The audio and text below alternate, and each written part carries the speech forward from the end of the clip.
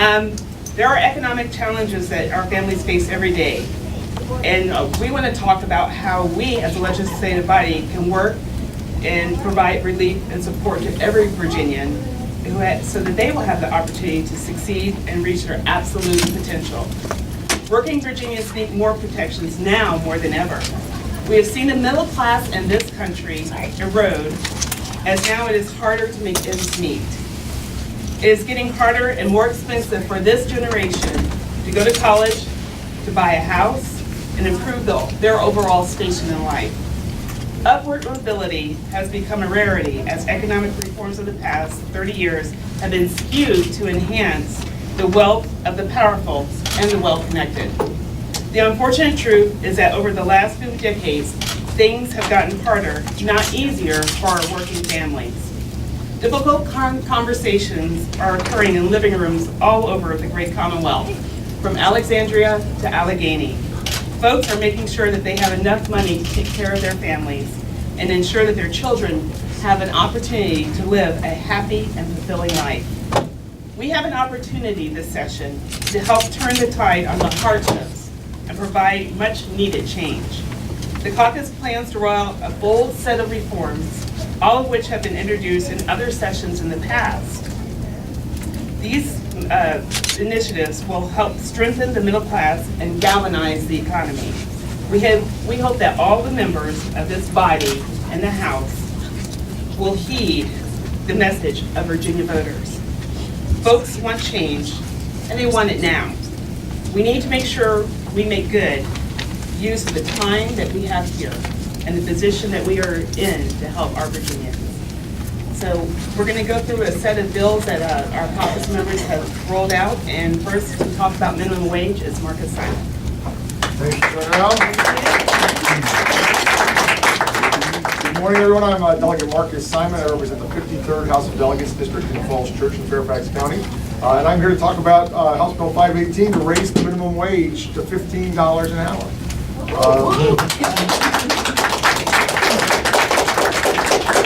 We've heard a lot of talk this morning about the need to be bipartisan, so I want to tell you that I was really encouraged to hear Majority Leader Gilbert yesterday in his remarks laying out the Republican agenda, talking about kitchen table issues, talk about the fact that we want Virginians to have more money in their paychecks. You know, and that's exactly what we want too. We think Virginians deserve a raise, they need a raise, and we have a way to get more money in their paychecks, more money in their wallets, and more money in their bank accounts.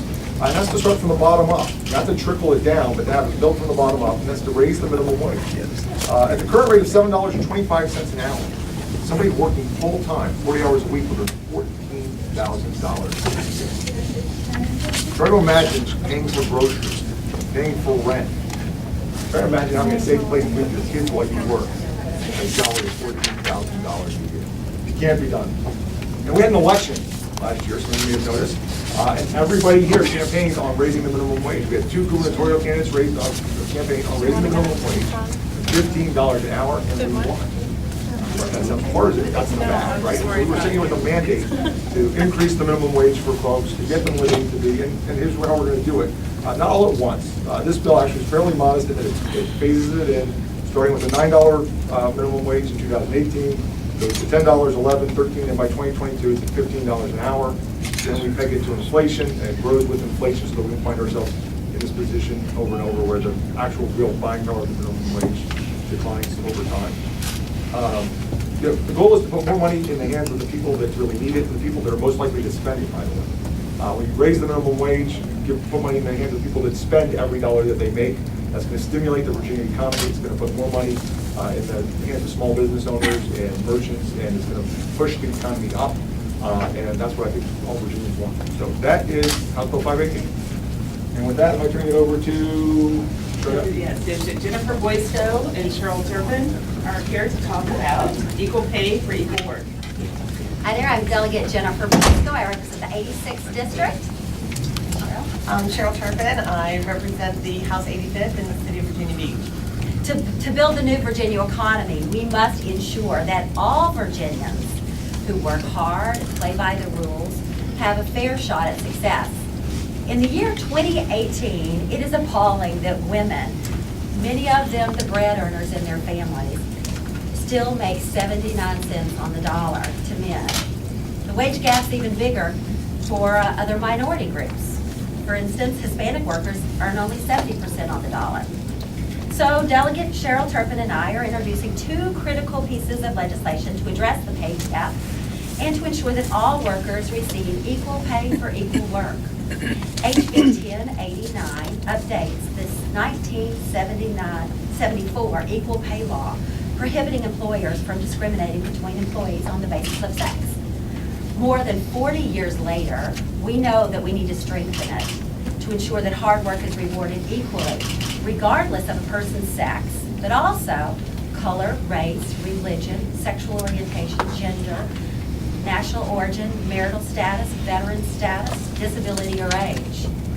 One of the provisions in this bill prohibits assigning or directing employees to a less favorable career track if those are offered, or limiting employment opportunities based on membership in a protected class. Instead, employers must provide information about all promotions and advancement opportunities to all employees. No more mommy track or good old boys club that channel women and minorities into lower paid jobs with limited advancement. Research shows that the practice of setting salaries based on prior salary history locks employees onto a low wage track for a lifetime. Our bill prohibits it. New employees won't be penalized for earning less while going to school, caring for family members, working for nonprofits or the government if they are qualified for the job. House Bill 1090 simply codifies Governor Northam's first executive order, which prohibits discrimination on the basis of gender, race, and other protected classes in state government. These bills help level the playing field for all qualified, hardworking employees and to succeed in our economy. Let's close the wage gap. Thank you.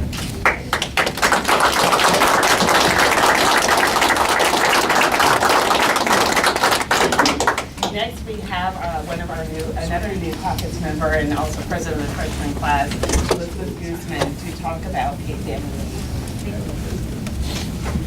Good morning. My name is Elizabeth Guzman. I represent the 31st District of the House of Delegates, which includes parts of Prince William and Collier County. And I'm here to introduce House Bill 973, which is paid medical and family leave for employees, including civil penalties. This bill will require employers with 15 or more full-time employees to give 40 hours of paid medical leave and family leave to each employee per year. The measure does not require employers to compensate employees for unused medical and family leave upon termination of employment. The measure requires, though, that the Commissioner of Labor will penalize employers who are not enforce this law by $1,000 violation. As Democrats, we believe that anyone who works hard in Virginia that provides and cares for their family should be able to do it with dignity, and that's why we are supporting this bill. I remember like it was yesterday when I was campaigning for this seat, and I remember talking to one of my constituents. And the conversation was about, I'm grateful and appreciate the fact that I was able to keep my health insurance under ACA. However, I've been paying for my health insurance for 3 years, and I was not able to go to the doctor. Why?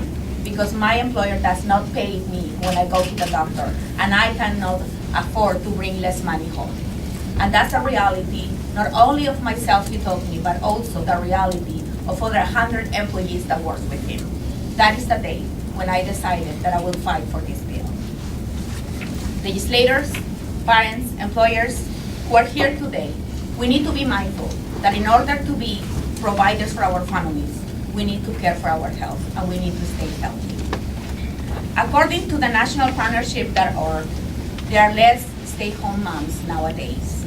There are 2,112,764 Virginian working women who are on the labor force that is 48% of the working force. And these are mothers as well. In 70% of the households in Virginia, moms and dads are working. But only 44.7% of working adults in Virginia are estimated to be eligible for eligible for and able to afford to take unpaid leave under FMLA. I have already spoken with employers and lobbyists about this bill, and the conversations were about that yes, their employees get sick, and they support when their employees have to take extensive leave because they are sick. They will be able to protect their employment, but none of the conversations were about how do we pay for that time off. We need to understand that preventive care is important, and the only way to protect our employees is if they will be allowed to go to the doctor at least once a year, not only for themselves, but also for the children they care. If we as legislators, we want to help you to prove that you care about your employees, and that's why we're promoting this bill. We understand that this is not the only paid sick leave that we are presenting. There are many other versions, and my colleagues, my leader Toscano, and Delegate Levine, and many others are presenting paid sick leave, and we are wanted to be aggressive because we're here to advocate for hardworking Virginians, and this is what this bill does.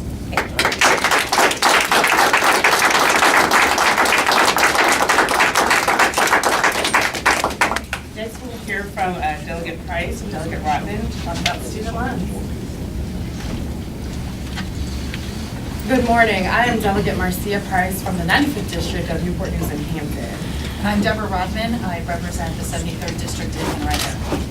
When we talk about the new Virginia economy, there is a segment of Virginians that find it hard to fully participate in this economy because of the crushing burden of student loan debt. As of 2017, over 1 million Virginia borrowers owed over $30 billion on student loans, an amount that is growing each day. Some Virginian student loans have student loans with interest rates that mimic department store credit cards more so than what is a manageable interest rate for having paid for their education. Refinancing these loans to take advantage of lower interest rates can be difficult or even impossible for most borrowers. HB 615, with both Delegate Rodman and I, that we're offering would establish the Virginia Student Loan Refinancing Authority to facilitate Virginia borrowers refinancing their student loans. It's important to note that for every $250 per month in student loan payments, a household's purchasing power is reduced by about $44,000. This is not just theory. I know of the difficulties for which I speak, owing more than $90,000 in student loan debt myself. Like so many in my district and across the Commonwealth, the idea of generational wealth seems unattainable, as my generation and those after me are not able to purchase homes like previous generations have done by our age. We hope that our colleagues will see that the return on investment in HB 615 in helping approximately 630,000 Virginians would benefit from refinancing their loans. The borrowers have done everything that we asked of them. They've gone to school, they've gotten good grades, and they've learned all they could to prep for the next steps in their life. But sadly, instead of their next steps being determined by their passion or by what they learned, it is being determined by exorbitant monthly payments for their loans. This is limiting our ability to achieve the American dream and limiting the extent to which these borrowers can participate in the new Virginia economy. As many of you know, I'm a college professor. I'm also one of the 44 million Americans, over a million in Virginia alone, who has tens of thousands of dollars in student debt. The Commonwealth of Virginia has some of the nation's oldest and most prestigious higher education institutions, but it is difficult for many Virginians to afford college without incurring significant debt. I see the burden of debt every day in the eyes of my students as they work hard to reach the American dream, to study, and yet try to balance their own student debt and the help of their parents in making this a reality. I'm 45 years old, working in higher education, and I still have over $55,000 in student debt. The impact of student debt runs deep and impacts your financial future throughout your life. The ability to create financial stability is stalled, the ability to save, to put down for a house, buy a car, some things that we just see as essential as the American dream cannot happen when you are burdened with, for some people, $1,000 a month at least in their student debt payments. We need to allow students to refinance their college loans at a substantially lower rates and limit their loan repayments. Educational opportunities should not be suffocating Virginians, but be the opportunity for social mobility as education is meant to be. This is not a partisan issue. This is an American issue, and the future of our Commonwealth depends on how accessible and affordable education is for all. Establishing a Virginia Student Loan Authority is the least we can do for borrowers and for a new Virginia economy. Thank you.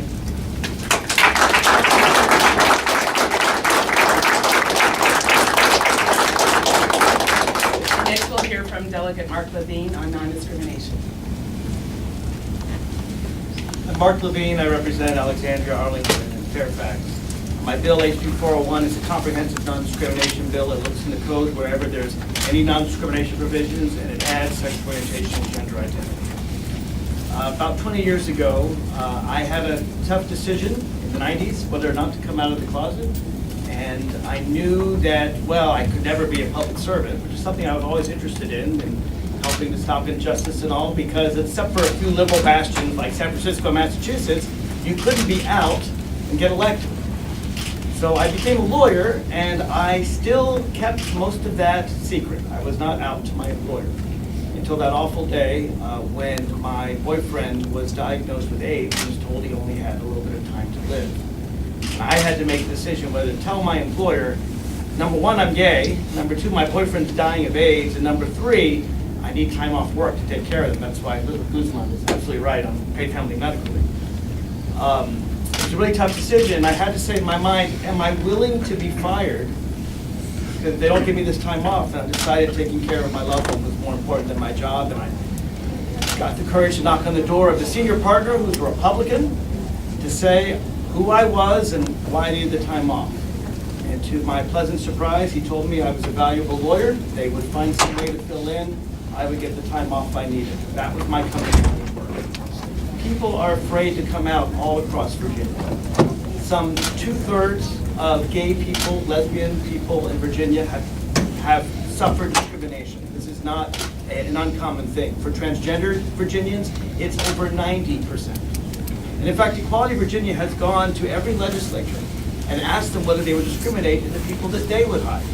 I think all the Democrats did sign on saying they would not discriminate. A few, very few Republicans did. And I have to ask myself, is that because my Republican colleagues are bigots? Is that why they want to discriminate against their employees? I don't think they are. I really don't. I've met all of my Republican delegate colleagues. I don't think they're bigots.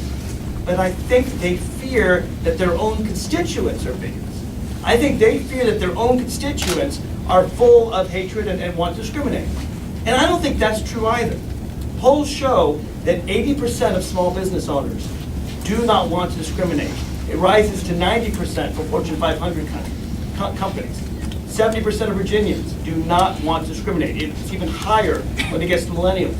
Most people understand that the best person for a job is the best person for the job.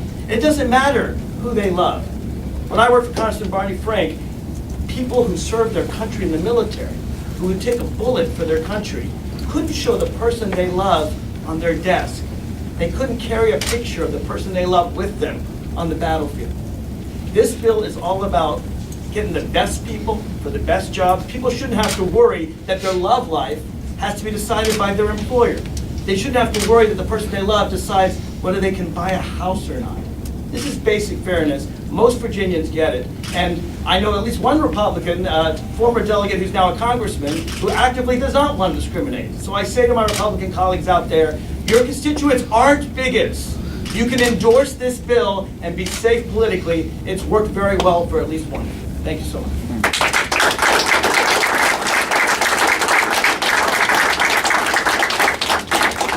I have the opportunity, I want to thank all of our delegates. They're incredible, and you see that they're here to talk about the issues, and I want to thank all of you for making us proud. And now we'll hear from our leader, David Scott. Good morning, everyone, and thank you very much for coming out. You can hear the powerful representations being presented up here today. I hope that you'll avail yourself of these folks to ask them questions.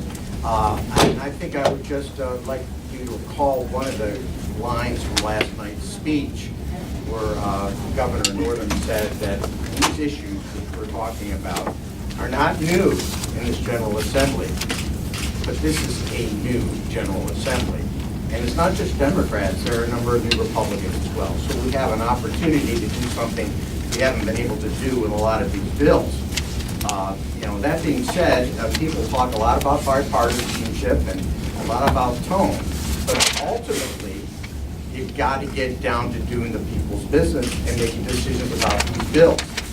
Now, some of the things I think we're a little concerned about is how some of these bills, and there are many other Democratic bills that are similar to these, are being put into committees where they typically would not go, particularly the Rules Committee, where proportionality is not in play. And we have some concerns that perhaps those bills are being sent there in order for them to die.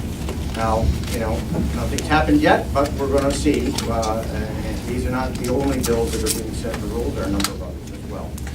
So at this point, we'll open it up to questions. And with that, in a few minutes, we'll break up and you can come and talk to these people individually because there's a lot of meat to discuss here. Any questions? Yes. Do you all plan to challenge the lack of proportionality on the Rules Committee? I understand that's sort of an unspoken rule, but it's not written down in the rules. Well, first of all, when you hear the phrase usual and customary process, that the Rules Committee not be proportional. In point of fact, if you look historically, that is not the case. It's only in the recent years that rules have not been proportional, and there's no reason why they shouldn't be proportional now. Beyond that, you have to wonder whether the rules itself allow the disproportionality on the Rules Committee. There's some questions about how those rules were written, and we'll be hearing some more about that in the days to come. The Republican leadership made some comments this morning about how disappointed they were at they took as the extremely partisan tone of the governor's speech last night. What's your response to that? Did you find it to be partisan, and is this whole kumbaya era of bipartisanship over before it began? Well, this is a process, right? And in a process, people lay down markers. We're laying down markers today. We're saying we want this, we want this, we want this. It's natural. That's what they've done also with their press conferences. Bipartisanship and tone are not ends in and of themselves. They're only means to an end. And in the end, we have to do the people's business by legislating based on their interests, not necessarily all about based on how we treat each other. So while bipartisanship and civility have their appropriate place and they're something that we embrace, we also have to consider these bills and take positions on bills and try to get bills passed. So I hope we don't get so sidetracked and not focus on the issues at hand and on the issues that we're presenting here today. Okay, so you all can avail yourself of the various presenters up here. We appreciate you coming out today. Thank you for your time. Any members of the press want to do one-on-one?